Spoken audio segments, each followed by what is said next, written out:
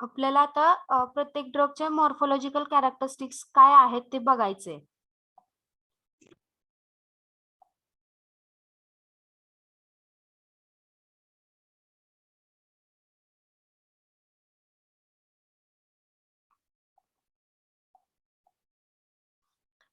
तर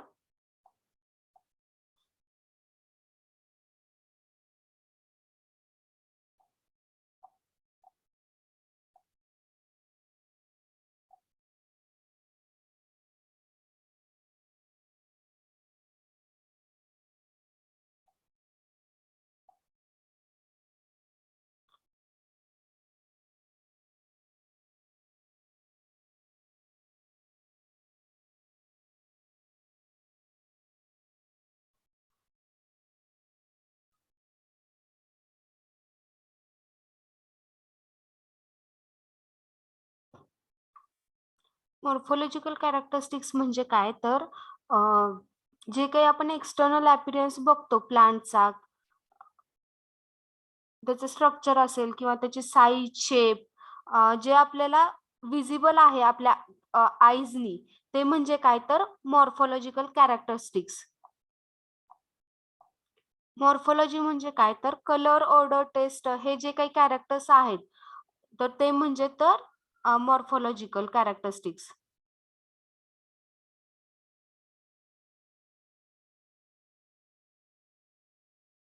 त्यामध्ये size, shape, the structure of a plant हे सगळे येतात.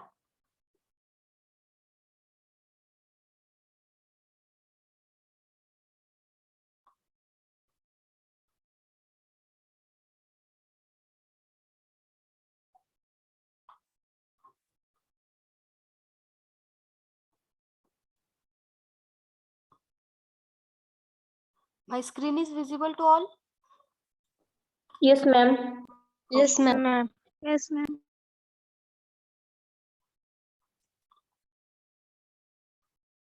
देन आपला पहिला एक्सपेरिमेंट काय आहे फार्माकोग्नोसी मधला, तर एम काय आहे आपल्या एक्सपेरिमेंटचं? To study the morphological identification of isabgula sorry isabgula हे एका तुम्ही बघितलेत का जवस वगैरे किंवा तशा टाईप मध्ये हे एक प्लांट आहे, औषधी वनस्पती आहे इसाबगुला. ती अशा अशा पद्धतीने दिसते.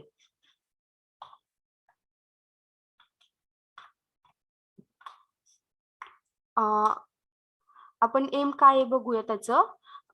टू स्टडी द मॉर्फोलॉजिकल, आपल्याला काय बघायचंय किंवा काय स्टडी करायचंय तर मॉर्फोलॉजिकल कॅरेक्टरिस्टिक्स. मॉर्फोलॉजिकल कॅरेक्टर्स म्हणजे काय तर एक्सटर्नल अपीअरन्सने आपल्याला जे जे काही पार्ट दिसत आहेत प्लांटचे, ते म्हणजे काय तर morphology.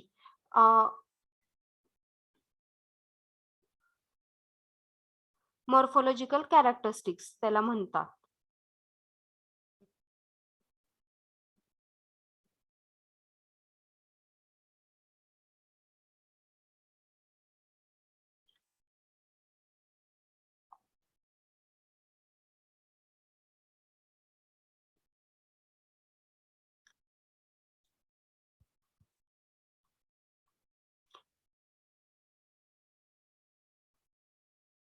Physical form and external structure of a plant म्हणजे काय तर morphology.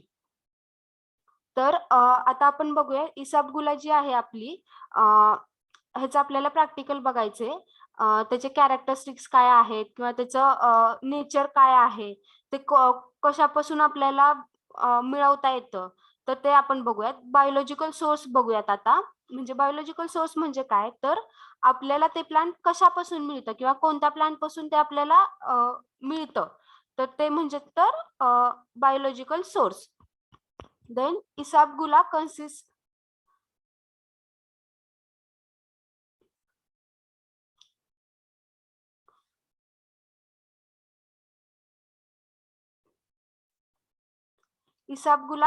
of a dried seeds of a Plantago ohata, forascal, belonging to the family Plantaginaceae.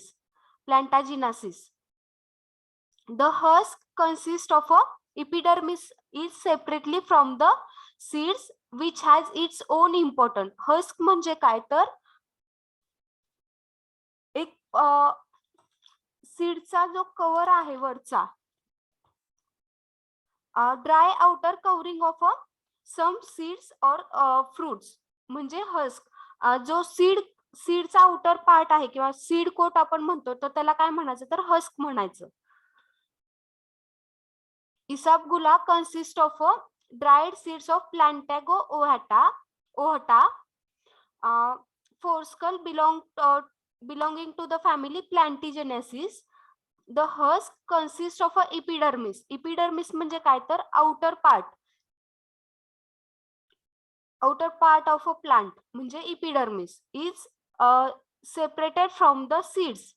म्हणजे जे काही आउटर कव्हरिंग आहे त्याच्यापासून जे सेपरेट असणारे जे काही सीड्स आहे आणि त्याचं काय आहे तर ओन इम्पॉर्टन्स आहे, म्हणजे त्याचं इम्पॉर्टन्स वेगळं आहे. समजलं बायोलॉजिकल सोर्स काय आहे इसबगुलाचा. प्लांटॅगो ओहाटापासून आपल्याला मिळतं आणि ते कोणत्या फॅमिलीमध्ये बिलॉंग करतं तर प्लांटिजेनेसिस.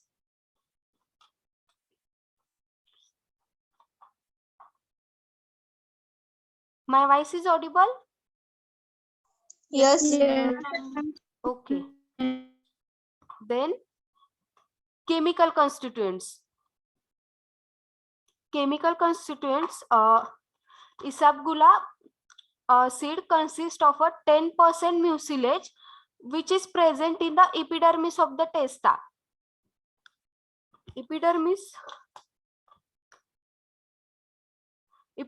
काय आहे? Epidermis म्हणजे tissue that surrounds the embryo in the seeds of angiosperm. जे काही angiosperms असतात प्लांटचे त्याच्यामध्ये एम्ब्रियो सीड्स आहेत, त्याला सराउंडिंग मध्ये जो काही पार्ट आहे तो म्हणजे काय तर इपिडर्मिस. समजलं इपिडर्मिस काय आहे?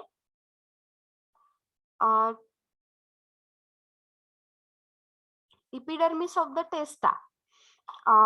हे म्युसिलेज म्हणजे काय तर एक म्युसिलेज म्हणजे एक गम लाईक पार्ट असतो किंवा गम लाईक स्ट्रक्चर असतं, ते स्टिकी स्ट्रक्चर असतं, त्याला काय म्हणायचं तर म्युसिलेज म्हणायचं. इसाबगुला सीड्स म्हणजे जे काही इसाबगुलाचे सीड्स आहेत कन्सिस्ट ऑफ अ 10% म्युसिलेज. त्याच्यामध्ये 10% हे म्युसिलेज आहे. म्युसिलेज म्हणजे काय तर असा चिकट पदार्थ किंवा gum like substance which is present in the epidermis of the testa. epidermis म्हणजे काय तर tissue that surrounds the embryo. जो काही एम्ब्रियो आहे सीड्सचा त्याचा जो सराउंडिंग पार्ट आहे त्याला काय म्हणायचं तर इपिडर्मिस. तो कुठे असतो तर टेस्टा किंवा एंजिओस्पर्म मध्ये. The mucilage consists of a 2 complex polysaccharide. मग जे काही हे 10% म्युसिलेज आहे ते काय त्याच्यामध्ये काय आहे तर म्युसिलेज consists of 2 complex polysaccharide of which one is soluble in cold water and another is soluble in hot water. जे काही म्युसिलेज 10% आहे त्याच्यामध्ये 2 कॉम्प्लेक्स पॉलिसॅकॅराइड्स आहेत. पॉलिसॅकॅराइड म्हणजे काय तर एक शुगर सॅकॅरिन वगैरे शुगर झाले का तुम्हाला? पॉलिसॅकॅराइड, डायसॅकॅराइड, मोनोसॅकॅराइड झाले. त्याच्यामध्ये जी काही पॉलिसॅकॅराइड शुगर आहेत 2 कॉम्प्लेक्स पॉलिसॅकॅराइड शुगर किंवा 2 कॉम्प्लेक्स पॉलिसॅकॅराइड्स आहेत म्युसिलेज मध्ये. त्याच्यामधलं काय आहे of which one is soluble in water. त्यामधला एक सोल्युबल आहे वॉटर मध्ये आणि जो दुसरा आहे तो हॉट वॉटर मध्ये सोल्युबल आहे. पहिला आहे तो कोल्ड वॉटर मध्ये सोल्युबल आहे आणि दुसरा हॉट वॉटर मध्ये सोल्युबल आहे. Chemically it is pentosan. Pentosan म्हणजे काय तर 5 मेंबर्ड रिंग स्ट्रक्चर आहे किंवा sugar of a pentosan and aldobionic acid chemically it is म्हणजे जे काही शुगर्स आहेत ते pentosan and aldobionic acid. Then the pentosan on hydrolysis yields जे काही पेंटोसोन आहे त्याचं जर हायड्रोलायसिस केलं, हायड्रोलायसिस म्हणजे काय तर त्याच्यामध्ये वॉटर ऍड केलं तर झायलोज अँड अरेबियोनोज. अरेबियोनोज आणि झायलोज हे काय आहेत तर पेंटोस शुगर आहेत, ते फॉर्म होतात and aldobionic acid that yield म्हणजे pentosan on hydrolysis yield xylose and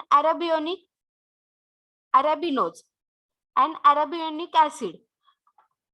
जर पेंटोसोनचं हायड्रोलायसिस केलं त्याच्यामध्ये वॉटर ऍड केलं तर झायलोसोन, अरेबियोनिक ऍसिड आणि अल्डोबियोनिक ऍसिड हे दोन मिळतात आणि त्याचा आपल्याला फायनल प्रोडक्ट काय मिळतो तर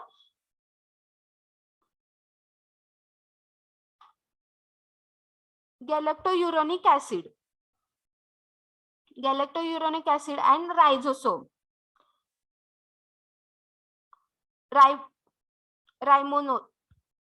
ribosome protein and fixed oil present in epidermis and embryo. जे काही प्रोटीन आणि जे फिक्स्ड ऑइल्स आहेत ते कुठं प्रेझेंट असतील तर इपिडर्मिस अँड एम्ब्रियो मध्ये. इपिडर्मिस म्हणजे मी तुम्हाला काय सांगितलं तर जो काही सीडचा पार्ट आहे अँजिओस्पर्म मध्ये tissue that surrounds embryo in the seeds of अँजिओस्पर्म्स. जे काही अँजिओस्पर्मचे सीड्स आहेत त्याच्यामध्ये जो एम्ब्रियो आहे त्याला जे आउटर कव्हरिंग आहे ते म्हणजे काय तर इपिडर्मिस आणि एम्ब्रियो म्हणजे काय तर बड और जे काही प्लांटचं बड आहे त्याला काय म्हणायचं आपण तर एम्ब्रियो. समजलं केमिकल कॉन्स्टिट्युएंट्स काय आहेत? Yes, ma'am. ओके, हे तुम्हाला बाय हार्टच करावे लागतील आहे तसे. देन आता आपण बघूयात की मॉर्फोलॉजिकल कॅरेक्टरिस्टिक्स काय आहेत. मॉर्फोलॉजिकल कॅरेक्टरिस्टिक्स मध्ये मी तुम्हाला सांगितलं की colour, odour, taste, shape, size जे काही प्लांटची एक्सटर्नल अपीरियन्स आहे ते म्हणजे काय तर मॉर्फोलॉजिकल कॅरेक्टरिस्टिक्स. तर हे जे सबगुला आहे त्याचं कलर कसा आहे तर पिंकिश ग्रे और brown, pinkish grey to brown म्हणजे ह्याचा कलर पिंकिश ग्रे और ब्राउन कलर आहे टू ब्राउन. देन त्याची ऑर्डर कशी आहे तर ऑर्डर नाहीये त्याला म्हणजे आपण नन म्हणून लिहितो. देन टेस्ट कशी आहे तर म्युसेलेजिनियस. म्युसेलेजिनियस म्हणजे काय तर एखादा गम लाईक सबस्टन्स असतं किंवा गम लाईक एखादा जो चिकट पदार्थ असतो त्याची टेस्ट कशी असते किंवा आपण जर गम बघितला, आपण मार्केट मधले गम नाही तर ते ब्राऊन कलरचे गम बघितलेत का तुम्ही प्लांट पासून तयार केलेले? Yes, ma'am. Yes, ma'am. त्याची जी टेस्ट असेल तशा टाइप मध्ये ह्याची टेस्ट आहे. म्युसेलेजिनियस म्हणजे तर गम लाईक किंवा gum like taste. Then shape कसा आहे ओव्हिलेट. ओके, हे शेप इथं आले का? सॉरी, हे जे पुढच्या स्लाइडचे शेप आहेत ना ते आहेत तिथं. ओव्हिलेट म्हणजे काय तर हा शेप दिसतोय तुम्हाला राऊंड मधला. हा मग पूर्ण राऊंड नाहीये तर असा ओव्हल शेप मध्ये आहे. थोडासा चपटा झालेला शेप जो असतो त्याला ओव्हल शेप म्हणतात. तर तशा शेप मध्ये आहे तो इसाबगुला. देन बोट शेप, आपण बोट शेप बघितले असतील किंवा बोट आपण बघितले असेल त्याच्या शेप मध्ये त्याचे लीफचे स्ट्रक्चर आहेत. देन कॅम्बी फॉर्म म्हणजे काय तर हे जे असे टोकदार इकडच्या साईडला जे टोकदार दिसते तुम्हाला ही ही इमेज तशा शेप मध्ये लीफ वगैरे आहेत. समजलं हे? Cymbiform, boat shape and ovulate shape कसे आहेत, काय आहेत? ओव्हुलेट म्हणजे काय तर हा राऊंड वाला शेप, पूर्ण सर्कल नाहीये हा, थोडासा असा चपटा झालेला आहे, त्याला ओव्हुलेट शेप म्हणायचं. बोट शेप म्हणजे काय तर आपण बोट बघितलीये, बोट वगैरे बघितली ना, बोट शेप आपल्याला माहिती बोट शेप कसा असतो. Yes, बोट ma'am. बघितली का नाही? Ma'am. Yes, Yes, ma'am. त्या शेप मध्ये त्याचं स्ट्रक्चर आहे. आणि कॅम्बी फॉर्म म्हणजे काय तर हे जे काही असं टोकदार शेप आहे किंवा इकडून आणि इकडून टोक असलेलं तशा टाइप मध्ये त्याचे लीव्स असतात.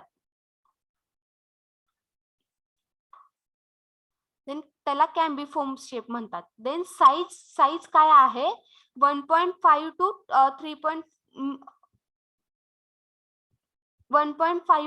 टू 3.5 मीटर लॉंग अँड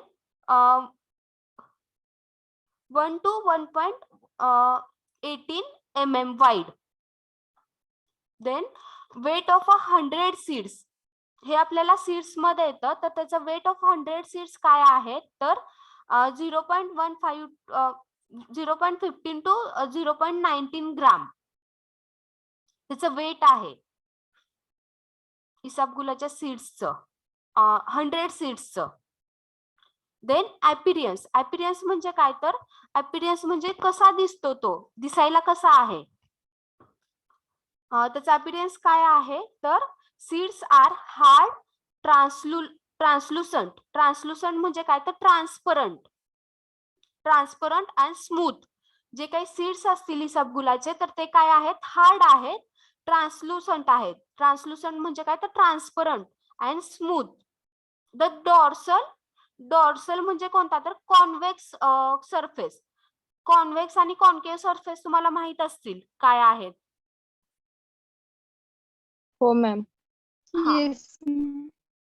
तर डॉर्सल म्हणजे काय तर कॉन्व्हेक्स सरफेस, जो काही कॉन्व्हेक्स सरफेस आहे, consist of a small elongated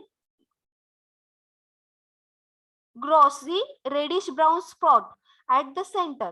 जो काही कॉन्व्हेक्स सरफेस आहे किंवा डॉर्सल सरफेस आहे त्या लीफचा, तर कशाने बनलेला आहे, ग्रॉसी म्हणजे काय तर अशी ग्रीस टाइप मध्ये किंवा ऑइली टाइप मध्ये. ग्रॉसी रेडिश ब्राऊन स्पॉट म्हणजे जे ऑइली नेचर आपल्याला दिसतं, डोळ्यांना दिसतं, तशाच टाइप मध्ये त्याच्या डॉर्सल पार्टला रेडिश ब्राऊन स्पॉट आहेत सेंटर मध्ये. त्या प्लांटच्या जे काही लीफ आहेत तिथे. व्हाईल द व्हर्टिकल म्हणजे कॉन्केव्ह सरफेसला, हे झालं कॉन्व्हेक्स सरफेसचं. कॉन्केव्ह सरफेस, केव्ह म्हणजे काय तर कॉन्केव्ह आणि कॉन्व्हेक्स, तुम्हाला स्ट्रक्चर लक्षात आलं का, कॉन्व्हेक्स आणि कॉन्केव्ह काय Yes, आहे. ma'am. Yes, ma'am. Yes, ma'am. Yes, ma'am. Then vertical concave surface has a cavity having null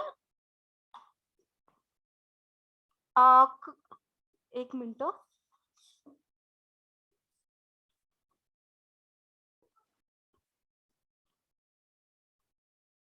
earn covered with a thin whitish membrane. जो काही व्हाईट मेम्ब्रेन आहे, व्हाईट मेम्ब्रेनचं जे काही कॅव्हिटी आहे ती फॉर्म आहे.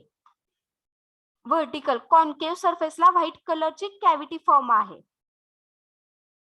किंवा व्हाईटिश मेम्ब्रेन असतो तिथे. समजला अपीरियन्स कसा आहे. त्याच्या कॉन्केव्ह सरफेसला व्हाईटिश मेम्ब्रेन आहे आणि कॉन्व्हेक्स सरफेसला काय आहे तर रेडिश ब्राऊन स्पॉट आहे ऍट द सेंटर. आणि तो दिसायला कसा आहे तर seeds are hard, translucent and smooth. समजलं? Yes, ma'am. Yes, ma'am. Yes, ma'am. Okay. Then हे तुम्हाला ऑब्झर्वेशन, हे जे काही morphological characteristics, chemical constituents, biological source, हे तुम्हाला जे मी आता सांगितलं ते इम्पॉर्टंट आहे. तुम्हाला एक्झामला विचारू शकतात. आपली जी प्रॅक्टिकलची एक्झाम असते त्याच्यामध्ये तुम्हाला विचारू शकतात की इस्पर्गुलाचा बायोलॉजिकल सोर्स काय आहे, मग त्याचं केमिकल कॉन्स्टिट्युएंट्स काय आहेत, देन मॉर्फोलॉजिकल कॅरेक्टरिस्टिक्स काय आहेत त्याचे, आणि त्याचं ऑब्झर्वेशन आपण काय करतो तर आपलं जे मॅन्युअल आहे त्याच्यामध्ये आपण ऑब्झर्वेशन लिहितो. हे ऍक्च्युली हे नाही द्यायला पाहिजे, मी हे तुम्हाला समजण्यासाठी दिले की साईज, शेप, ऑर्डर हे आपण इथं बघितलेलेच आहेत. हे मला तुम्ही सांगायला पाहिजेत की मी फक्त हा जो कॅरेक्टरिस्टिक्सचा कॉलम आहे तो फक्त मी देणार, आणि हे जे डिस्क्रिप्शन आहे हे जे इकडच्या साईडला लिहिलंय ते तुम्ही सांगायला पाहिजे.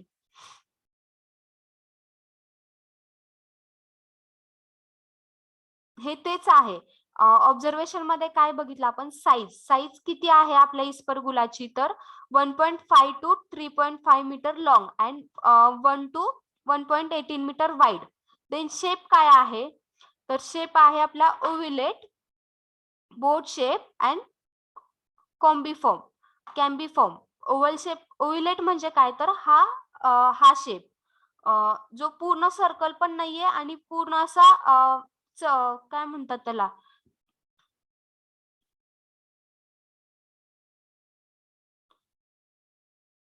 फ्लॅट पण नाहीये, पूर्ण फ्लॅट पण नाहीये आणि पूर्ण राऊंड पण नाहीये, थोडा फ्लॅट आहे आणि राऊंड आहे. देन बोट शेपची जी बोट शेप आपण बघितलाय, बोट शेप कसा असतो, तर तशा प्रकारे मध्ये त्याचे लीव्ज असतात. आणि कॅम्बिफोम म्हणजे काय तर हा असा दोन्ही बाजूनी निमुळता असतो आणि मध्ये असा फुगलेला असतो, तो शेप म्हणजे काय तर कॅम्बिफोम.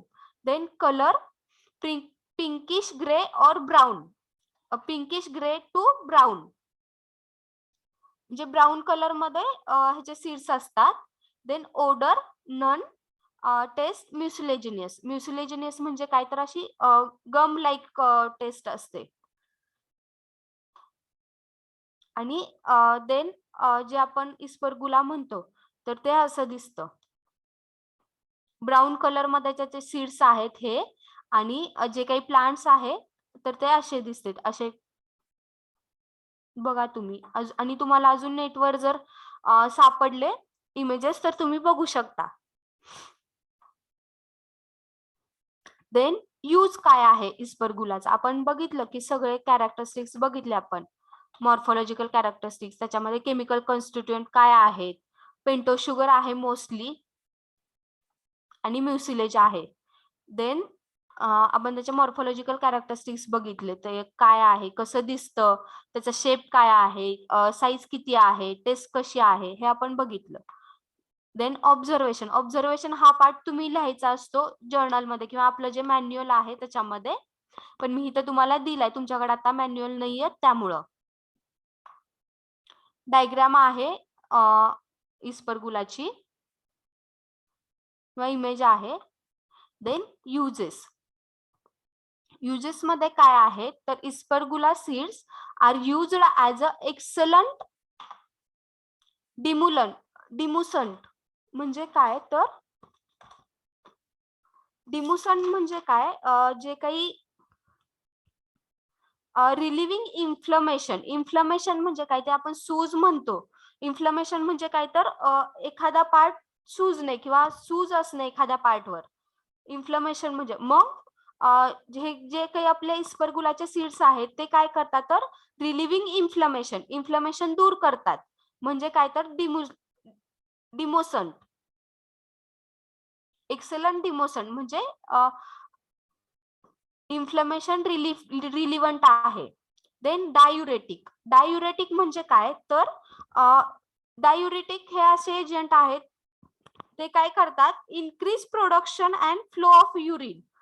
जे डायबिटिक पेशंट आहेत त्यांच्यामध्ये हे जास्त वर्क होतं. डायबिटिक पेशंटला आपण काय करतो तर त्यांचे युरिन प्रोडक्शन जास्त व्हावं आणि त्यांचे जे काही इलेक्ट्रोलाइट्स वाढलेत त्यांच्या शरीरामध्ये ते बाहेर जावेत, त्या जेणेकरून त्यांचा बीपी कंट्रोलमध्ये राहील. त्याच्यासाठी आपण त्यांना डायुरेटिक्स देतो. मग आपला जो इस्परगुला आहे, इसाबगुला आहे, तर तो काय करतो, डायुरेटिक म्हणून काम करतो. डायुरेटिकचं काम काय आहे तर increase production and flow of urine. समजलं डिमुसंट आणि डायुरेटिक म्हणजे काय? डिमुसंट म्हणजे काय तर रिलिव्हिंग इन्फ्लमेशन. जे काही इन्फ्लमेशन म्हणजे काय तर सूज असणे. रिलिव्हिंग इन्फ्लमेशन दूर करतं. अँड डायुरेटिक कशामध्ये यूज करतं तर जे काही बीपीचे पेशंट आहेत त्यांचे इलेक्ट्रोलाइट्स वाढून त्यांचा जो बीपी हाय झालेला आहे ते जे इलेक्ट्रोलाइट्स आहेत ते आपण रिमूव्ह करण्यासाठी डायुरेटिक वापरतो. मग इलेक्ट्रॉन रिमूव्ह होणे म्हणजे काय होणे तर increase production and flow of urine. and bulk laxative म्हणजे काय तर emptying the bowel. जे काही कॉन्स्टिपेशन आपण ऐकलेत शब्द, कॉन्स्टिपेशन वगैरे शब्द ऐकलेत ना तुम्ही?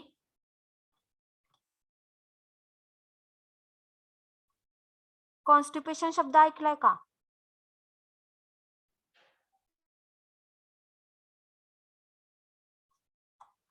My voice is audible?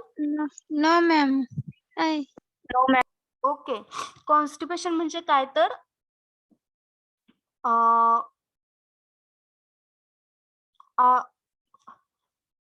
Bowel जे आहे आपलं किंवा जे आपण अनस म्हणतो ते एम्प्टी करण्यासाठी किंवा आपण मराठीमध्ये काय म्हणतो तर पोट साफ होण्यासाठी जे काही एजंट यूज केले जातात त्याला काय म्हणा, पोट साफ न होणे म्हणजे काय तर कॉन्स्टिपेशन.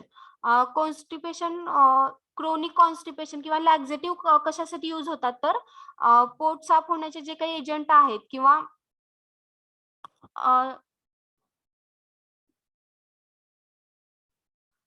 कॉन्स्टिपेशन म्हणजे काय तर पोट साफ न होणे म्हणजे कॉन्स्टिपेशन. आणि लॅक्झेटिव्ह म्हणजे काय तर लॅक्झेटिव्ह हे असे एजंट आहेत की आपण कॉन्स्टिपेशन मध्ये यूज करतो. समजलं कॉन्स्टिपेशन म्हणजे काय?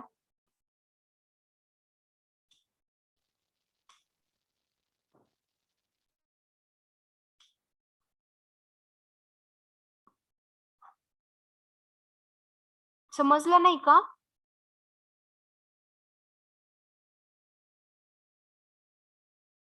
लॅक्झेटिव्ह असे एजंट आहे ते एम्प्टिंग बॉवेल साठी यूज करतात. इन क्रोनिक कॉन्स्टिपेशन, जे काही क्रोनिक कॉन्स्टिपेशन आहे, क्रोनिक कॉन्स्टिपेशन म्हणजे मी तुम्हाला काय सांगितलं आता तर emptying stomach emptying the bowel. Then the laxative activity of Aspergilla mucilage is purely mechanical. ही जी काही लॅक्झेटिव्ह ऍक्शन आहे इस्परगुलाची ती मेकॅनिकल आहे. Then it is also useful in dysentery. Dysentery म्हणजे काय तर loose motion. Then chronic diarrhoea in case of a duodenal ulcer and piles. Duodenal ulcer,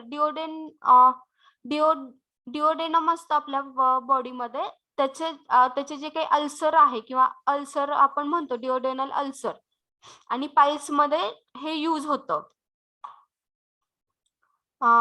It work effectively as a smoothing agent. Aspergilla husk is also used for the similar purpose.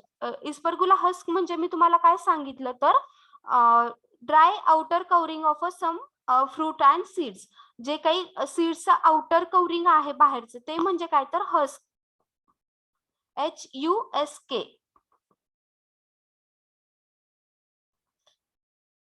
समजलं? First experiment आपला इथं संपलाय. First experiment मध्ये काही problem आहे का कुणाला? हो मॅम.